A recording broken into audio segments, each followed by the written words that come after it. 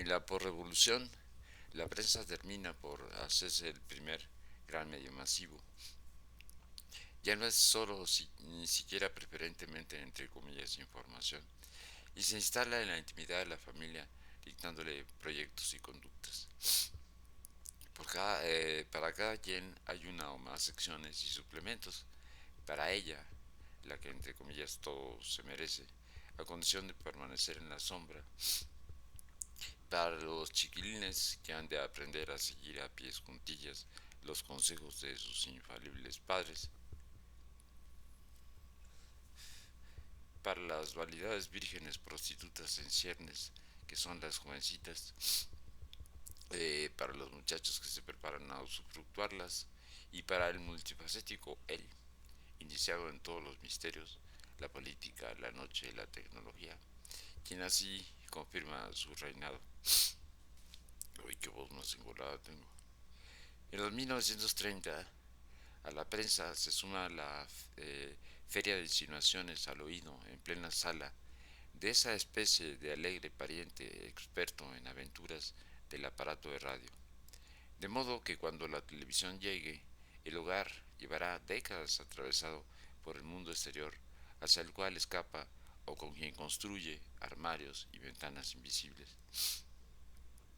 A la reinvención no le falta sino el otro culto a la modernidad de la entre comillas nueva ciencia para una vida mejor, la electrónica.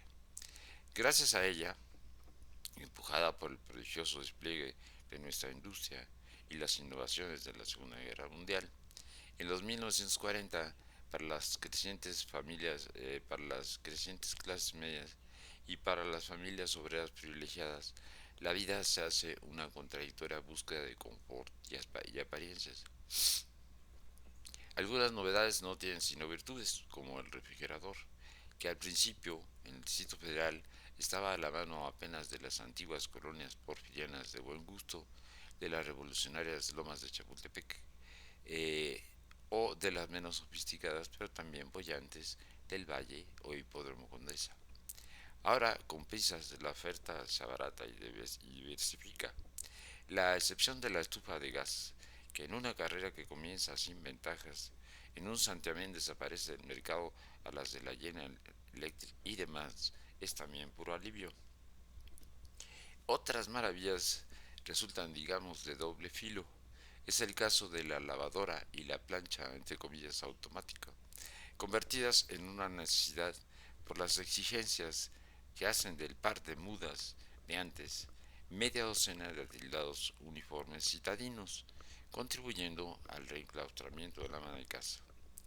Y teniendo o no chaca chaca, como se conoce popularmente a la lavadora por un exitoso comercial, el detergente se vuelve a sí mismo una obligación, en la medida en que nadie más que él, presumiendo una espuma imposible para el jabón vil, se dice capaz de barrer con la ignominia de un rastro de mancha y colaborar a los aromas perfumados de los espacios públicos en una sociedad que en buena medida identifica sus estratos por el olfato.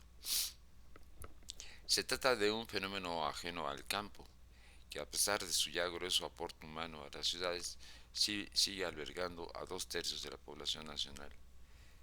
¿Cuánto ha cambiado, entre tanto, desde mediados de los 1930, en que con frecuencia deliberada, protectoramente, se regaba por cerca de 80.000 localidades con no más de 225 habitantes, 48.000 de ellas por debajo de las 100 almas, a través de más de medio centenar de lenguas indígenas, cada una con varios dialectos locales? Es un mundo rural que no ha estado quieto, estallando en luchas agrarias y guerras cristeras con un claro sabor a llano, universal resentimiento campesino, y al cual el cardenismo convirtió en un gran protagonista con el sueño de una nación de, entre comillas, ejidos y pequeñas comunidades industriales. Un campo de muchos rostros, por sí mismos y por las miradas que se ponen sobre él. Aquí, para unos, es a caballo, a mula, a pie, a barcucha, y está hecho de, entre comillas, terribles, opresivas quebraduras vegetaciones de, entre comillas, alarmante extravagancia, aires, entre comillas, enrarecidos y deprimentes. Hay muchas comillas aquí, chozas sin chiste ni sentido común, en desorden o formando un par de, entre comillas, hileras miserables que habitan, entre comillas, verdaderos salvajes. Allá, para los orgullosos de despreciar la, entre comillas, altanería europea y estadounidense, que mide la civilización por la altura de las casas y el bajo grado de temperatura, terminan las comillas.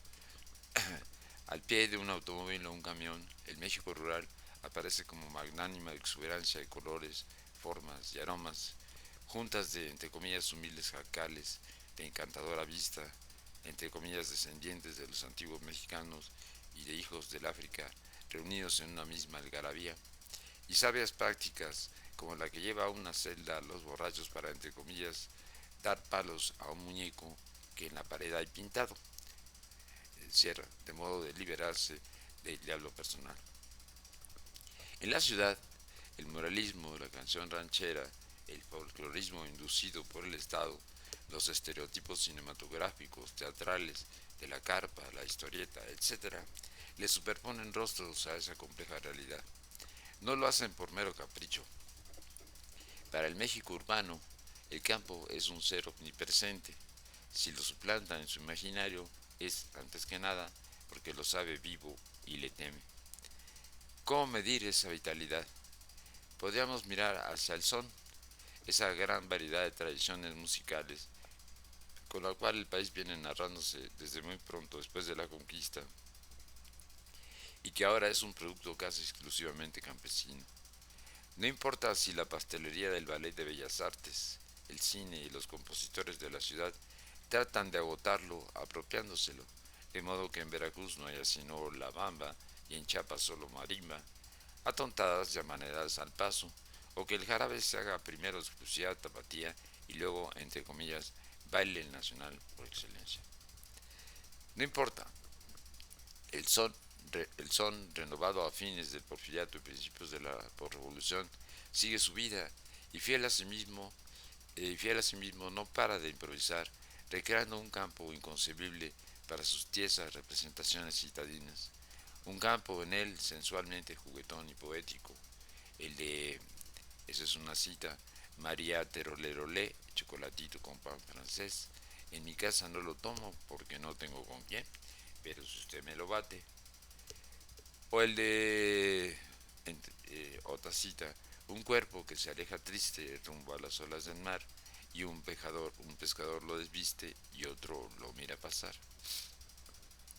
Este son anda entre el aplastante mundo de seculares, dolientes murmullos, o entre la aplastante misericordia de la llana cotidianidad, descubiertos poco después por Rulfo y Revueltas, pero también entre la divertida ironía del cuento de Edmundo Valadez al asomarse a una asamblea ejidal que ha demandado la presencia del supremo gobierno a quien nadie más que ella sabe no pide permiso, sino la legitimación de un hecho consumado.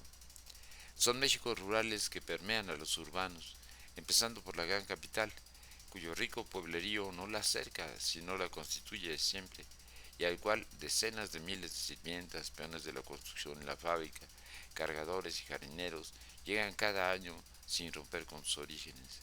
Campos a la vez realmente rehechos por la ciudad, que mientras vivía su revolución del hogar, los ha atravesado con presas, líneas de energía eléctrica, escuelas, carreteras. En esos mundos que se contaminan entre sí, quienes en 1930 y 1940 visitan o se asientan en la nación recién inscrita en la guía cultural del mundo, encuentran un lugar único.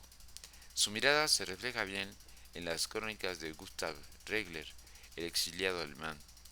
Dice, esta es una serie de citas, caos fascinante, hechizado, eternamente joven y para siempre arcaico, que espanta y tranquiliza.